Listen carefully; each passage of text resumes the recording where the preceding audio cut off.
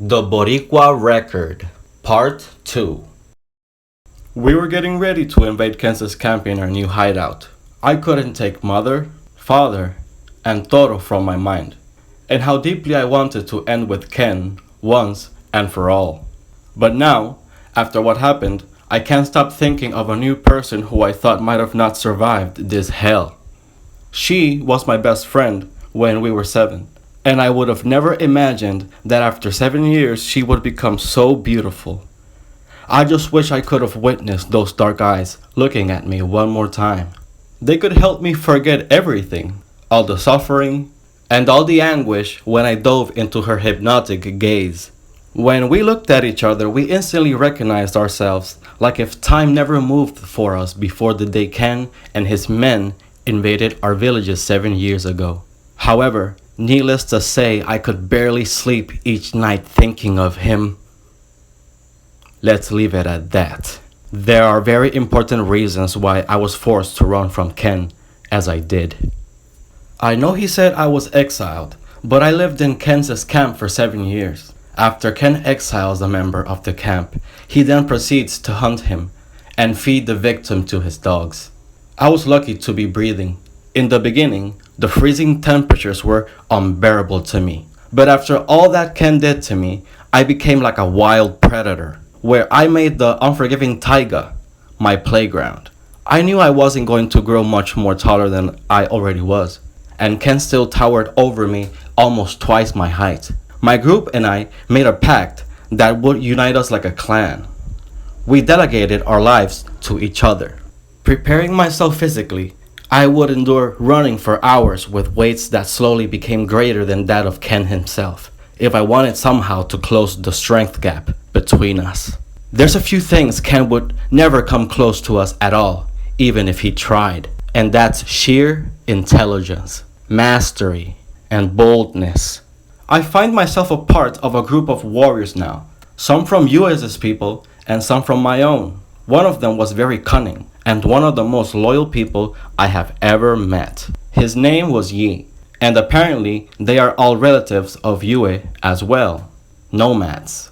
A people broken by the crimes of Ken and his men.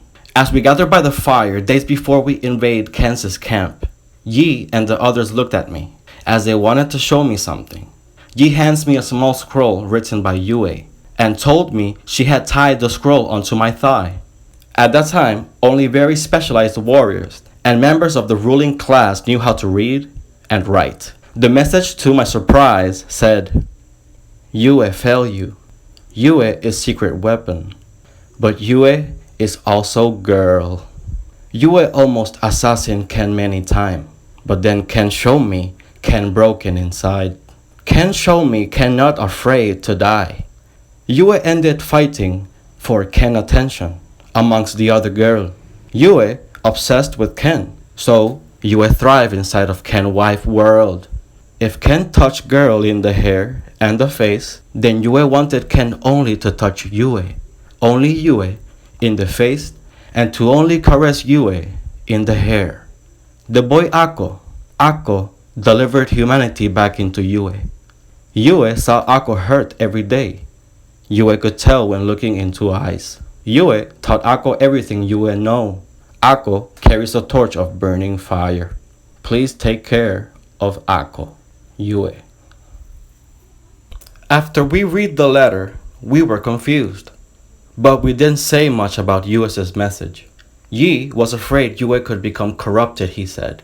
It was something we couldn't understand. It's a situation we couldn't control. Yi seemed very betrayed at first, but I can tell he brushed it up pretty quick. She also gives us a warning that Ken is expanding his army, that he might take a trip, and this would mean not only that more danger was headed our way, but that also Ken would take Cuba with him, knowing I still exist. And that now I only have a small window, and it happens to be just next to be close to our invasion of Kansas camp, and we needed to move fast. We go there at night, when a storm hits Kansas lands. We start by eliminating somewhere between 100 guards upon infiltration. In the middle of a snowstorm, That way, there would be a delay when they call for reinforcements. After clearing the camp of threats, I looked for Toro, and I looked for Yue, but I couldn't find them immediately. I quickly followed onto where they told us Cuba would be. When I run through Kansas' tent, I finally find her. She's in a room sitting down with her back toward me. She turns to look at me, and time stopped again for us. It's Cuba. I tell her hi, and she also responds by greeting me. Time quickly started moving again, however, because she turns around to face me completely, revealing she's holding a newborn that resembled how big Toro was when he was a baby. A baby from Ken. I stare in silence for what it felt to be 5 minutes. In fact, it was only 3 seconds. But before I could display another soul-dragging emotion further, my brother Toro jumps out of a hiding spot toward me, yelling, "For mother!" For the next 3 minutes, Toro attempts to assassin me, but something is off. Ken reveals himself, pleased to know Toro, his son, was avenging mother. "Yes, I do too," I said. "I do too blame myself for mother's tragic end as well." Toro was now slightly taller than me at the age of 7. As Toro fights me, Ken says that Toro was born way ahead of other warriors. I hold my own against Toro. And Ken said I was going to die by my youngest brother's hands. But even though I killed 3 of his guards when I was exiled, somehow Ken still doesn't understand my true skill. This time, I'm ready. No matter who decides to enter the room, I still carry an element of surprise. Even if I could easily block and dodge Toro, I wasn't gonna kill my brother. I'm putting my body in front of Cuba and the child as a shield so that way Ken can take her easily this time. I'm overwhelming Ken and Toro with sheer speed and concentration. After 2 minutes of predicting their coordinated movements, I managed to defend myself against Toro, responding with moves of perfection.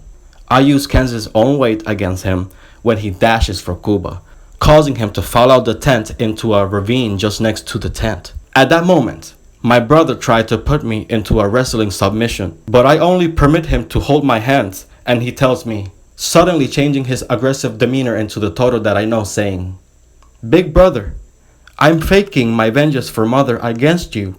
Can't you tell? Because I know you had a hard decision. You took care of me when others were occupied. I know this was not your fault. We heard the invasion go off, and Ken was going to jump and surprise you. Don't worry. I can tell I wasn't gonna hurt you even if I wanted to. I never knew, but I can tell. You're a master. I wanted to also tell you there's something off about Ken. He's not himself anymore. I'll give you a window to escape, brother. Ako, I love you, brother. As much as I honor father, I know mother left this world because of his actions. And maybe, just maybe, he may see it. All I can do is help you right now for the resentment I feel for father. He feels I'm the only thing connecting him to mother. If I don't do this, he will follow you non-stop." Toro kicks my dagger and manages to attain it. And when he picks up the dagger, he stabs himself in the thigh. He quickly swipes it and tosses it back at me. He tells me to go, as we can hear Ken running towards the tent, and says he'll tell Ken how I spared him, and that Ken won't care about anything else until he takes Toro to the nursery, which it will give me more time to escape with the others.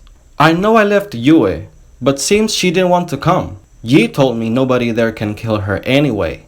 Toro stayed, but I can tell he actually matured in a year. My brother seemed as smart as an adult, and I truly wonder if this was linked to mother's death.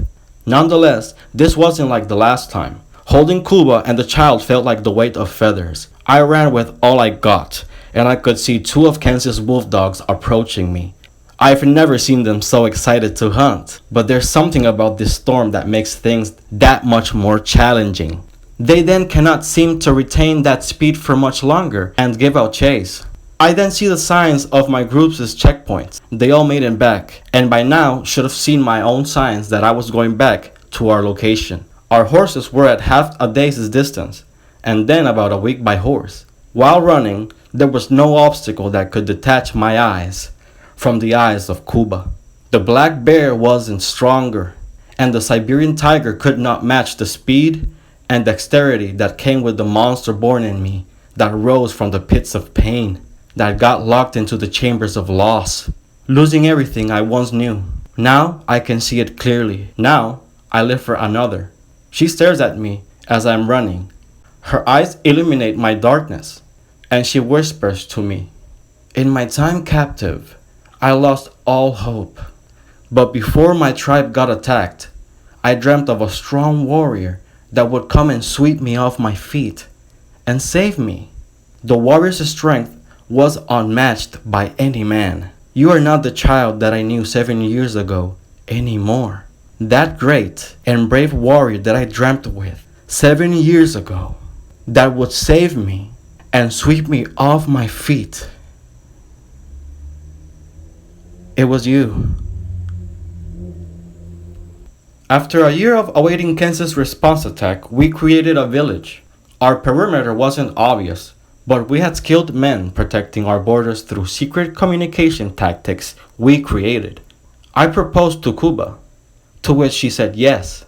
Cuba and I got married, and short after, Cuba gives birth to my firstborn. Yi and the others were also with their families, marrying and also having children. Ceremonies and celebrations were done with precautions and were cut pretty short after we encountered Kansas hunter groups. We dealt with them easily and with no mercy. I promised all of them nobody was going to die anymore. Now, we were going to find a way to retrieve all the tribes. And we knew this wasn't going to be easy. My fellow tribemen asked to speak to me and say that they have somebody important they want me to meet. He was able to save his grandfather from Kansas camps, an elder from my own tribe, my own people, before we got invaded around 9 years ago and a half. And he would instill in us the values and the origins of my people, so that through all of the storm, my people may still remember who they really are.